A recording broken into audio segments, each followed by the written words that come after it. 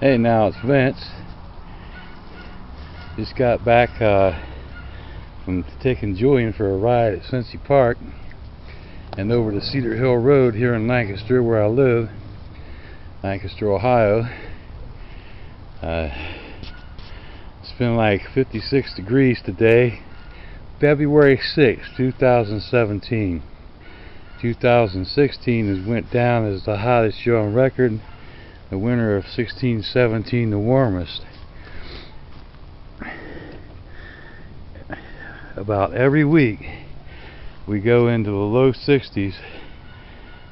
Ever since it happened one time in December, it happened like 3 times in January, and it looks like it's going to happen 4 times in February. February in my lifetime when I was younger used to be the coldest month in Ohio. And I was with my parents today for lunch and they agreed. Okay, so what I'm going to do now is I get this camera set.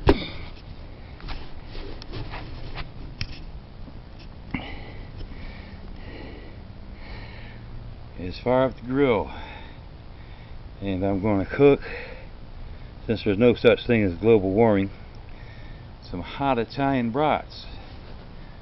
Yeah, some of you cats like that stuff, don't you? Let's fire up the grill. Tomorrow, low 60s and thunderstorms all day.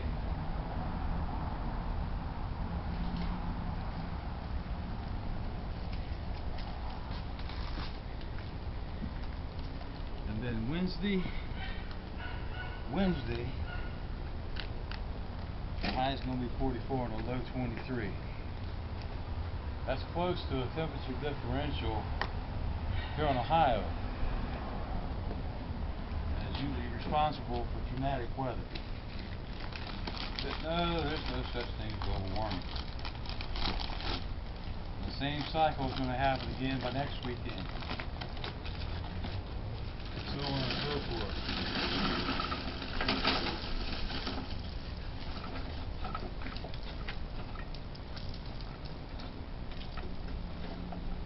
I personally am not a meteorologist, but I believe that we're going to have a rather rough transition in March, April, and May. And it's kind of happened before in recent years. We have really bad storms and tornadoes. Lancaster, Ohio hasn't been hit in the valley tornado for probably 100 years if ever.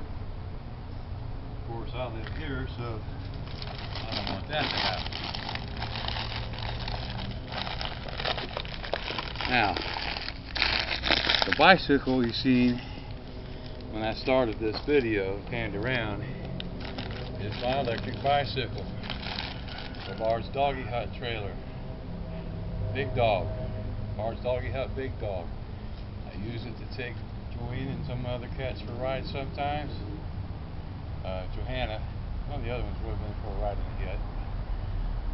yet.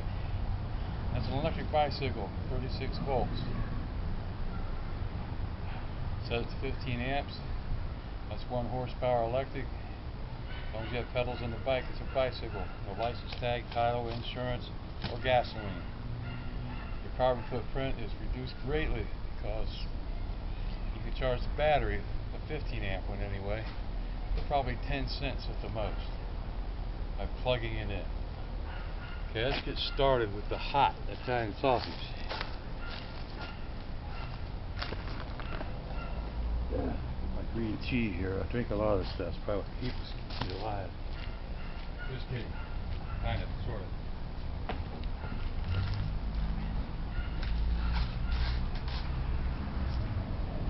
Well, hey, if you get bored or pissed, just go on to something else. There's plenty of stuff out there on the internet. I don't have to call it the internet.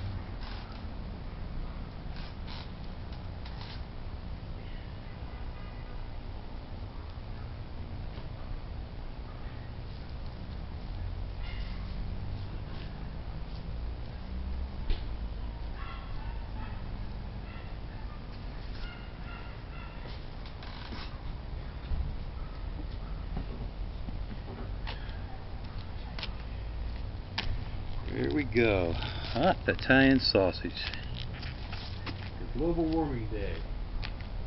Actually, tomorrow should be made Global Warming Day by an executive order from Donald Trump after he reverses his view opinion. But yeah, that's real. You know, whether it's caused by us or natural warming of the planet, or both, which I think is both, shouldn't we all be doing our own part, our very own part, in reducing greenhouse gas emissions, including not eating so much or any beef? Ruminants, cattle produce methane gas from bursting parts is 23 to 25 times greater, at least, of a global warming gas than CO2, carbon dioxide. You burn it, you get carbon dioxide and water. That's another thing I think we should do. These poor cows that you're going to slaughter anyway, they've already bagged that gas and measured it per cow. You know, 880 to 1,000 kilograms of emissions per day, mostly methane. You can get a cow and a little methane refinery and fuel your house and your cars and give some to your neighbors. But no, we gotta keep being subject to these people that they're not stupid, they're very intelligent. They'll keep us hooked on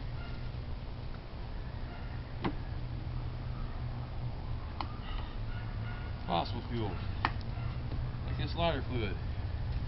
I'm sure it could be made out of hemp instead. You know, ethanol would fire up some charcoal pretty quick, wouldn't it? Let's put it over here.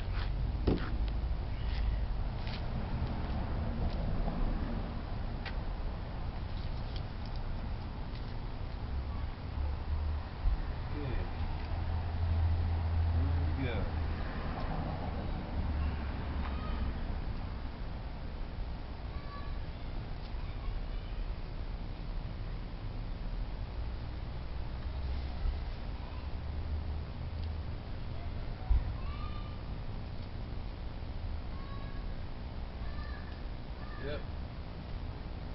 Almost shorts weather. Definitely t-shirts and jeans.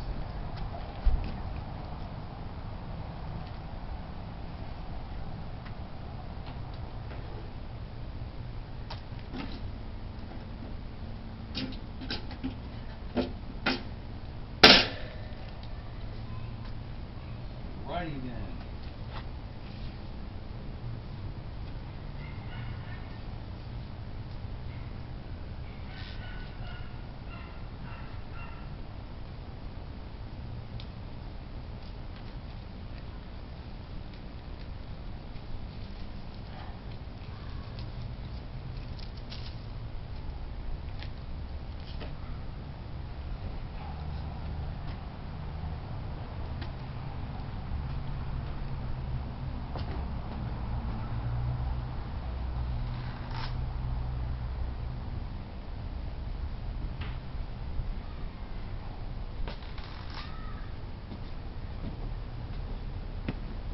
Okay, so anyway, we should all really do our part in caring for the planet, being good stewards of the earth in regards not only just to humans and the next ones that are going to be here after us, but to all the other creatures on the planet. You know, mammals, fowl, amphibians, plant life. You know, indigenous Americans and indigenous peoples around the world seem to have a natural tie to the earth. They know how to live with it. We've gotten away from that. We can return, or we can think of ourselves as superior, continue destroying them, and then destroying ourselves. If we destroy ourselves, maybe, just maybe, there'll be enough indigenous humans left to bring the human race back again. I'm read many a book and seen many a movie that focuses on the fact that tells that life has been here before. It even goes through visitations from aliens and all that stuff. And that stuff's probably true, you know, over the millennia. Oh, what are we trying to do as an advanced people? Space travel. Let's go to Mars. Let's check out these Goldilocks stars, planets. Goldilocks planets around other stars. Some of them are not too far away, we found. But the focus is getting off our own addiction to fossil fuels. That's what we need to do. We have the alternative energy technologies. It's just not allowed to be put into mainstream usage.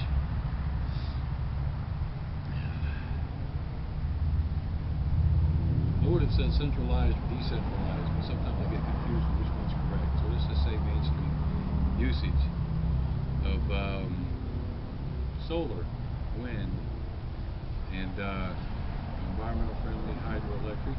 You know, be more of a personal thing, like, you know, person was kind of wealthy and has a house on a piece of property, and they put a water wheel where the waterfall is, doesn't dam it up or anything, you know. That's a smaller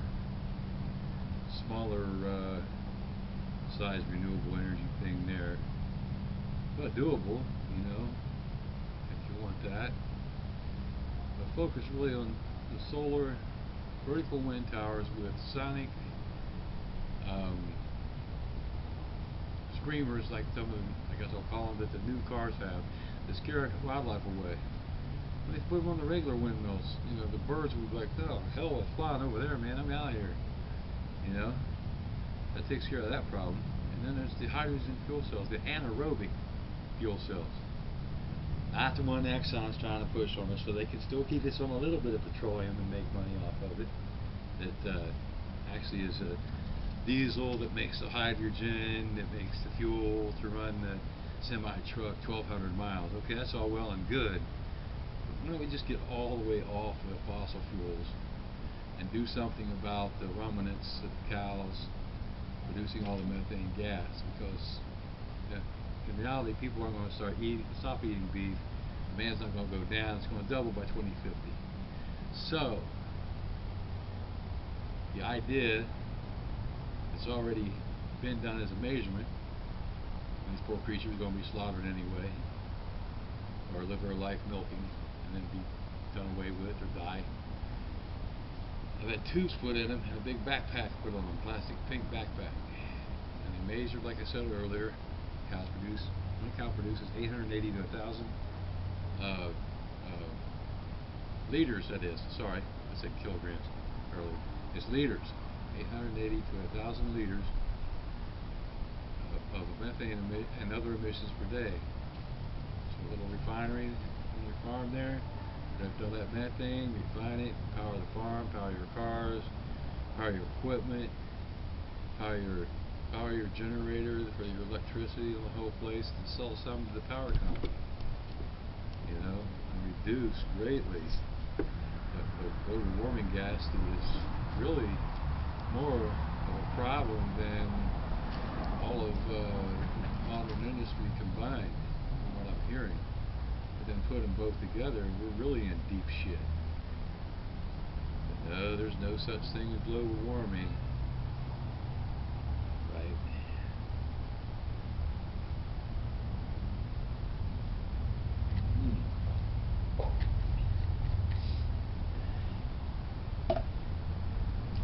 Time for some hot Italian sausage to go on the grill. It's hot on the grill. Yes. Better put them up high.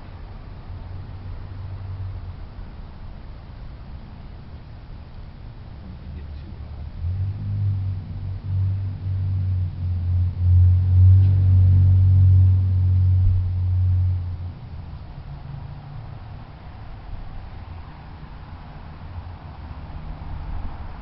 So up there, Morris.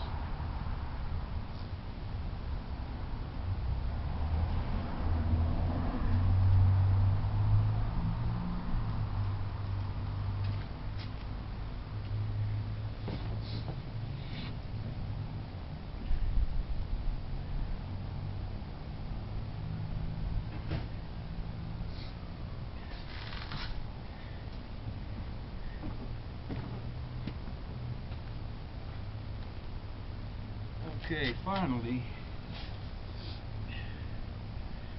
knowing what we know, the focus really is on getting off our addiction of fossil fuel, and we can do that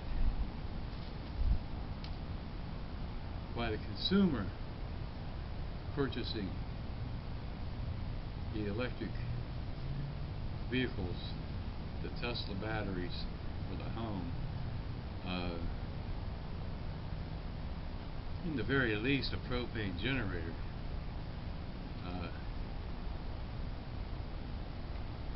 to run an all-electric house, solar, wind, anaerobic fuel cells. We can do our part by buying those things. Now some people aren't going to be able to do that. I'm not able to do that, but I'm doing my part. I've got an electric bicycle, and I'm going to be putting another battery on it. It's going to increase my range to 35 miles, full throttle, which is 20 miles an hour. It'll take me a couple hours to get there. And some people don't want to deal with that. But hey, I don't want to go on a long bike trip or go camping someplace not too far from town sometime. And I'll buy another gasoline-powered car sometime soon. When I graduate and get my degree, I'm going to do my best to save up money for 2 different cars. One still is a gasoline car. It's the Helio. It's like a reverse three-wheeler with a car body. And it's 49 miles per gallon in the city and 84 on the highway. 2, saving money from that on fuel and using my bicycle locally, which means I'm really not going to be paying much for fuel at all on that Helio. I'll eventually have the money to get a Tesla. And man, I like that one that's got the insane one. Oh yeah, that's me. 0 to 60 in like 3.9 seconds. Yeah, I like that idea. Electric, the G-forces, I've seen the videos. But anyway, somebody's probably getting bored with this now, and maybe already moved on, maybe not. Let's do this. We can do it. We're the consumer. Rich, middle class, poor. It's our choices, really, that will change this. Okay, thanks for listening. I'm ready to eat some hot Italian sauces.